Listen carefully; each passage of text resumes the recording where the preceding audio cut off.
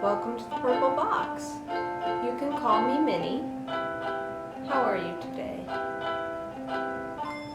Have you seen my blue balloon? I was waiting for you.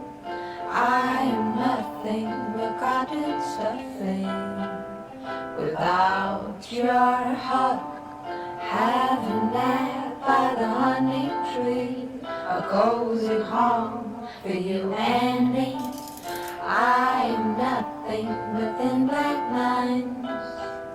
Without your time, things seem so slow. Sometimes I know things seem just okay today, but I know what the bees know, and they told me to carry on.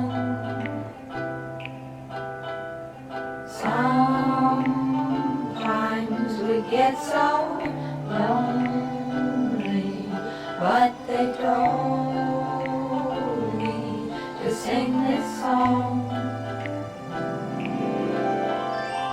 Dum-de-dum-de-dum-de-dum. Dum-de-dum-de-dum-de-dum.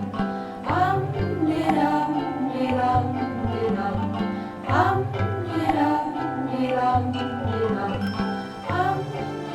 Today, I'm actually wearing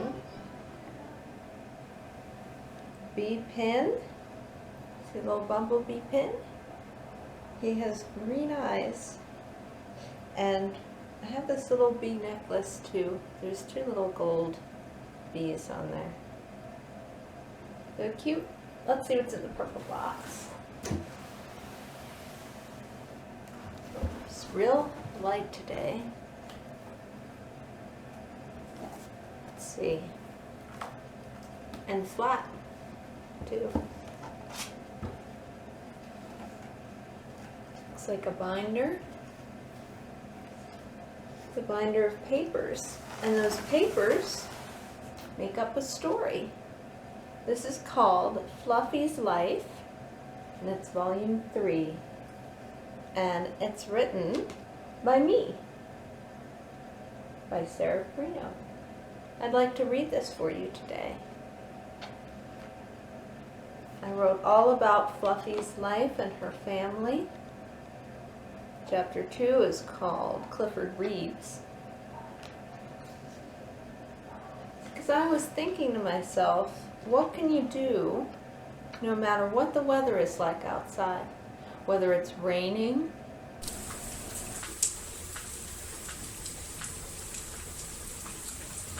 or snowing like it is today.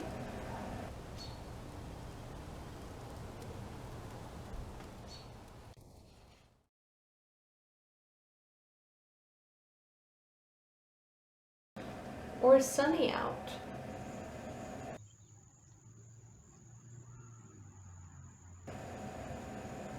You can always read a book. I have some tea to enjoy with our story. Fluffy's life. Chapter 1. Hello again. Fluffy's alarm clock went off. She groaned, rolled over, and pressed the button on top of the clock to silence it. She stood up, stretched, and pulled on her powder blue dressing gown. It was a typical Monday morning in March. Her husband, Husky, had just stepped out of the shower and was complaining about the part in his hair. This was a big part of his getting ready for work routine. I have no part. I can't find it. It's always someplace different. Sometimes my hair falls to the left, sometimes the right. Yesterday I found my part at the back of my head. You shouldn't need a mirror to see your hair part. Fluffy was only vaguely listening to this speech from the bathroom. She couldn't stop thinking about the strange dream she had had last night. She had dreamed about shopping for half-off Christmas garland at a massive after-holiday sale, then about Judy Garland, then that she was driving on the highway and her car disappeared, and 100 other dreams she couldn't remember. She had the sneaking suspicion that she was juggling macaroni noodles at some point. Fluffy walked over to her calendar, which hung on her bedroom wall, and quickly checked the day's schedule. Her oldest son, Snoopy, had an art project due. She had to pick up library items that had come in for her and the children, go to the dollar store and bake something for dessert. These are the things worth listing, but of course she had many other daily doings. There was hardly a moment's rest for her, her husband, or their 16 children. From youngest to oldest, there was Alex, Spotty, Lindsay, Socks, Fred, George, Wrinkle, Puddles, Clifford, Kitch, Jonathan, Brownie, Sonnet, Star, Whisper, Snoopy. I'm going to make a sandwich and then get going, Husky announced, coming out of the bathroom. He kissed his wife on the cheek, grabbed his wallet, and made his way to the kitchen. Don't forget your hard hat, Fluffy called after him. Once Husky left for the construction site, she hopped into the shower herself. While she was getting dressed, pulling a black vest over a white blouse, she heard the first signs of life echoing through the house. Except for Alex, Spotty, and Lindsay, the kids had taken it upon themselves to each set their alarm clocks and get ready for school on time.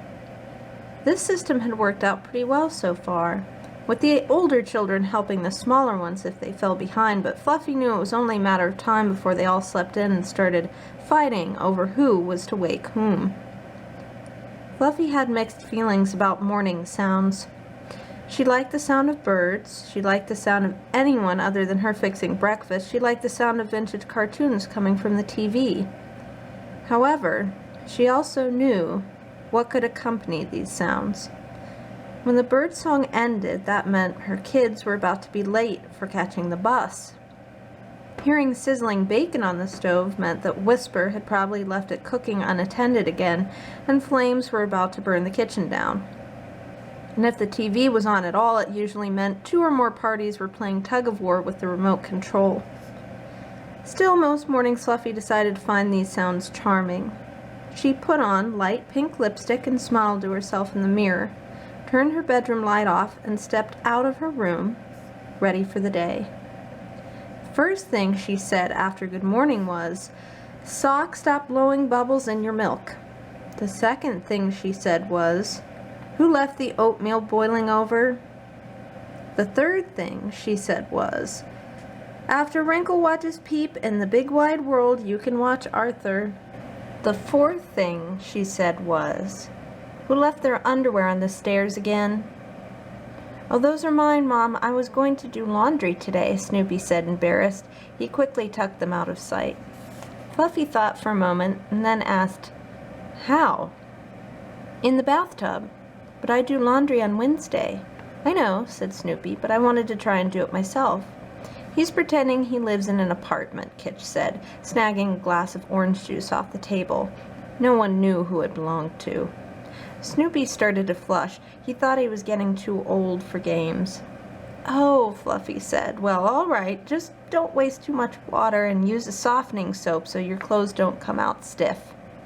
"Thanks, Mom." Snoopy ran upstairs to his room to get his backpack. Fluffy looked out the window and then walked into the living room. "Girls, I hate to bother you, but, can I see the weather?" "Sure, I have to go eat anyway," Brownie said, getting up and handing the remote to her mom. "You haven't eaten yet?" Fluffy said, shocked. "The school bus will be here in 15 minutes. "Mom, I eat in 5, answered Brownie. "I've seen her," Kitch said, grabbing a plate of eggs and bacon off the table. Fluffy began flipping through TV channels, leaving Peep and Chirp to take their newly discovered blue button back to Chirp's blue collection. She passed the jewelry channel, Dr. Phil, an old movie that was simply titled Pfft, dozens of cleaning and almond milk commercials, the Hallmark Channel, sports of every variety, and a gritty Al Pacino drama. With each click, she pleaded with the TV. "I just want the weather. I just want the Weather Channel. I just need to see the weather real quick. It's sunny now, but it may rain later. I've just got to see the weather." She never did find the Weather Channel, and the school buses were starting to arrive. I'll just try and find the weather station on the radio in the car, she sighed, giving up. Clifford came into the room and started looking around the table and chairs for something. What is it, Clifford? What did you lose? Fluffy asked. Who ate my breakfast? Snoopy came cautiously down the stairs carrying his model of a Roman forum for art class. It's lopsided, Clifford announced. Clifford, go eat a bowl of cereal, Fluffy suggested. Can I have the burnt oatmeal Whisper made instead? Clifford asked, unfazed. Sure, why not? The school buses arrived and collected most of the children. Fluffy dropped Fred, George, and Puddles off at school. Wrinkle Socks, Lindsay, Spotty, and the baby, Alex, would be spending the day with her. Before Kitch left, she put in yet another request to watch Space Camp that evening. With, and this was very important, with popcorn. Fluffy kept mildly suggesting that it would be better to watch it on the weekend because of school the next day, but Kitch had her heart set on it. That's another 5 days away. I can't wait that long, she had said. Well, all right. If you get all your homework done first, Fluffy warned. I will. Fluffy knew when she was beat. Well, all right. The Knoxville Library turned out to be closed for construction, so Fluffy drove to 3 different libraries in search of Space Camp. Hazelwood Library's only space-themed video was called 8 Days to the Moon and Back. Fluffy started to think that was the journey she'd have to make to find Kitch's movie. Carrick Library had Brother Bear, but the kids had already seen that. Finally, she drove to Whitehall Library. Wrinkle, Socks, and Lindsay played in the children's room while Fluffy looked for a book on baking cookies. Cookies were the quickest dessert to make. The kids had almost completed a puzzle of a sailboat when she went in to collect them. Oh, I guess from the children's room. After Socks had a drink from the water fountain, they were off to the dollar store. Are you going to get a cart, Mommy? Asked Lindsay, tugging on Fluffy's sleeve. I'll just grab a basket. We don't have that much to get. Fluffy picked up a pair of new reading glasses. She wanted to get plain black frames, but the kids somehow persuaded her to get fuchsia pink ones. She got dish liquid, a pack of sparkles, a new magnet list she could stick to the fridge, a bath puff for Star, and a pack of pencils for Sonnet. Mommy, I want a pack of gum, Socks whined in the checkout line. No, now we have enough stuff, Fluffy said, extracting the wallet from her purse and trying to count out enough ones. But I don't have a pack of gum. Stop that, maybe next time. But I want some now. I said no.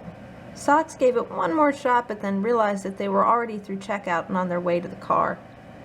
When they arrived home, Fluffy cooked dinner and opened up her new baking book. Let's see, how about sugar cookies with rainbow sprinkles? Those look easy enough. Fluffy checked to see if she had all the ingredients. She had 3 cups flour, 3 teaspoons baking powder, 1 cup butter, 1½ cup sugar, 2 eggs, 3 teaspoons pure vanilla extract, but alas, no rainbow sprinkles, so it was back to the dollar store. After the kids came home from school and Husky from work, the family ate dinner, finished up dishes and homework, and then sat down to watch their film with popcorn, of course. Kitch spent an hour in the kitchen deciding between white cheddar, salt and vinegar, butter, and dill pickle popcorn seasoning. No one wanted dill pickle, and the winner was white cheddar. Husky fell asleep halfway through the film. Fluffy went through bills, and Kitch sat 5 inches from the screen and had to be told to move several times. When they all went to bed, Fluffy thought about how years ago she never would have let the kids stay up so late on a school night, but over time she had learned that rules and routine weren't everything. She slipped into her pink silk pajamas and turned off her bedside lamp.